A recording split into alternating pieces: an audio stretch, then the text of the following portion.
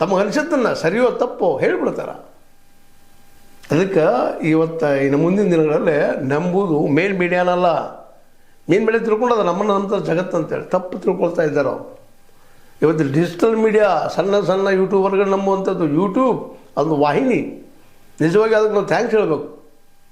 ನಮ್ಮ ಧ್ವನಿಯನ್ನು ಎಲ್ಲೂ ಹೇಳಿದ್ದು ಅದು ಆಸ್ತ್ರ ಇಲ್ಲ. ಪತ್ರಿಕೆ ಮಾಡಿ ಹಾಕ್ತೀನಪ್ಪ ಅಂದ್ರೆ ಅಸಾಧ್ಯದ ಮಾತು. ಪ್ರಿಂಟ್ ಹಾಕಿ ಮಾಡಿ ಮಾರ್ಕೆಟ್ ಇಡೋದು ಓಡಾಡೋದು ಸಾಧ್ಯ ಇಲ್ಲ. ಒಂದು ವಿಡಿಯೋ ಮಾಡಿ ನಾವು ಯೂಟ್ಯೂಬ್ನಲ್ಲಿ ಹಾಕಿಬಿಟ್ಟವಪ್ಪ ಅಂದರೆ ಎಷ್ಟೋ ಜನ ನಮ್ಗೆ ದುಡ್ಡು ಬರ್ತದೋ ಇಲ್ಲವೋ, ಲಾಭ ಆಗ್ತದೆ, ಸಮಾಧಾನ ಮಾಡ್ತಾರೆ. ಅವರು ಯೂಟ್ಯೂಬರ್ಸ್ಗಳು ಎಷ್ಟು ಮಟ್ಟಿಗೆ ಕೊಡ್ತಾರೋ ನಿಮಗೆ ಗೊತ್ತಿದ್ದ ವಿಷಯ ಅದ. ಅಟ್ಲೀಸ್ಟ್ ಜನರಿಗೆ ಮೂಡ್ತದಲ್ಲಪ್ಪ ನಮ್ಮ ವಿಚಾರ ಅನ್ನೋ ಕಾರಣಕ್ಕೆ ಯೂಟ್ಯೂಬರ್ಸ್ಗಳೆಲ್ಲ ಇಂಥ ಕೆಲಸ ಮಾಡ್ತಾಯಿದ್ದಾರೆ. ಇವತ್ತು ನೋಡ್ರಿ ಮೇನ್ ಮೀಡಿಯಾದಾಗ ಬರಬೇಕಾಗಿದ್ದು ದೊಡ್ಡ ನ್ಯೂಸಾಗೆ ಈ ನಮ್ಮ ನಾಗಲಕ್ಷ್ಮಿ ಚೌಧರಿ ಅವ್ರು ಹೇಳಿದಂಥ ಮಾತು. ಪತ್ರಿಕೆ ದೊಡ್ಡ ಪತ್ರಿಕೆ ಯಾವುದೊಂದು ಮೂಲೆಯಲ್ಲಿ ಸಣ್ಣ ನ್ಯೂಸ್ ಕೊಟ್ಟಿದ್ದಾರೆ. ದೊಡ್ಡ ನ್ಯೂಸ್ ಇದು. ಅಲ್ಲಿ ಸತ್ಯ ಮುಚ್ಚಾಕ್ತಾ ಇದ್ದಾರೆ ಎಲ್ಲರೂ ಕೂಡಿ, ಸರ್ಕಾರ, ರಾಜಕೀಯ ಪಕ್ಷಗಳು, ಧರ್ಮದ ಹೆಸರನ್ನು ಹೇಳ್ಕೊಳ್ಳೋಂಥ ಧರ್ಮದ ಹಂಡ್ರು ಎಲ್ಲರೂ ಕುಡ್ಕೊಳ್ಳೋದು ಸತ್ಯ ಮುಚ್ಚಾಕ್ತಾ ಇದ್ದಾರೆ. ಅಲ್ಲಿಯ ಸೌಜನ್ಯಾಳ ಕೇಸ್ ಆಗಿರ್ಬೋದು, ವೇದವಲ್ಲಿ ಕೇಸ್ ಆಗಿರ್ಬೋದು, ಪದ್ಮಲತಾಳ ಕೇಸ್ ಆಗಿರ್ಬೋದು, ಅದೇ ಕಾಲಕ್ಕೆ ಆನೆ ಮಹೋದಯದ ಕೇಸ್ ಆಗಿರ್ಬೋದು, ಅವ್ರ ತಂಗಿ ಕೇಸ್ ಆಗಿರ್ಬೋದು, ಇನ್ನೂ ಅನೇಕ ಜನರ ಸಾವುಗಳಲ್ಲಾಗಿದ್ದಾವೆ.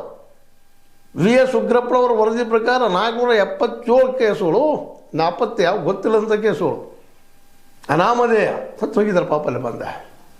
ಆದರೂ ಯಾರೂ ಮಾತಾಡಲಿಕ್ಕೆ ತಯಾರಿಲ್ಲ. ಮೇನ್ ಮೀಡಿಯಾ ಇಲ್ಲ.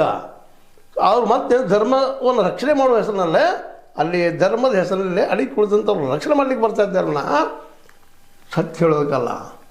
ಸೌಜನ್ಯ ತಾಯಿಯನ್ನು ಇವರು ಇಂಟ್ರಾಗೇಷನ್ ಮಾಡ್ತಾರೆ. ಇವರು ಕೋರ್ಟ್ನಲ್ಲಿ ಮ್ಯಾಟ್ರ್ ಅದ ಅಂತ ನಮ್ಮ ಟ್ರಯಲ್ ಈ ಪ್ರೊಫೆಷನ್ ಮಾಡುತ್ತಿರುವಂಥ ಗೋಧಿ ಮೀಡಿಯಾ ಜನ ಆದಷ್ಟು ಈ ರಾಕೇಶ್ ಶೆಟ್ಟಿ ಅಂತವ್ರು ಆಗಿರ್ಬೋದು, ನಮ್ಮ ರಂಗಣ್ಣ ಅಂತವ್ರು ಆಗಿರ್ಬೋದು, ಹೆಸರುಗಳಿರೋದು ಹೇಳಬೇಕಾಗಿದೆ ಇಂಥವ್ರದ್ದೆಲ್ಲ.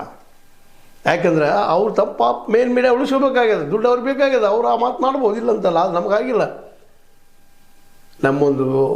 ನಮಗೊಂದು ಮೊಬೈಲು, ಒಂದು ಸ್ಟ್ಯಾಂಡು ಇದ್ರೆ ಸಾಕು, ನಮ್ಮದು ಹೊಟ್ಟಿದ್ರೆ ಸಾಕಪ್ಪ. ಆ ರೀತಿ ಆ ನೆಲೆಯಲ್ಲಿ ಇವತ್ತೇನು ಒಂದು ಕಾಲಕ್ಕೆ ಹೋರಾಟಗಳಾಗ್ತಾ ಇದ್ದವು, ಆ ಹೋರಾಟಗಳು ಮಾಡೋ ಕೆಲಸವನ್ನು ಯೂಟ್ಯೂಬರ್ಸ್ ಮಾಡ್ತಾ ಇದ್ದಾರೆ. ಈ ಯೂಟ್ಯೂಬರ್ಸ್ಗಳಿಂದ ಇವತ್ತಿಗೆ ಜೀವಂತದ ಧರ್ಮಸ್ಥಳದ ಈ ಕೇಸಲ್ಲಿ ಅದು ಮುಚ್ಚೋಗ್ಬಿಡುತ್ತೆ ಇಷ್ಟರಲ್ಲ. ನೋಡ್ರಿ, ಎಲ್ಲನೂ ಮಾಡಿ ತಂದ ಚೆನ್ನಯ್ಯ ಮೊದಲು ಭೀಮಿದ್ದ ಬಂದು ಸತ್ಯ ಹೇಳಿದ, ಬಂದು ಅರ್ಧ ಗಂಟೆಯಲ್ಲಿ ಹೇಳಿದ, ಅದನ್ನು ಸುಳ್ಳು ಮಾಡಿಸ್ಲಿಕ್ಕೆ ಹಚ್ಚಿದ್ರು, ಮತ್ತು ಅದನ್ನು ಮತ್ತೆ ಮುಚ್ಚಾಕ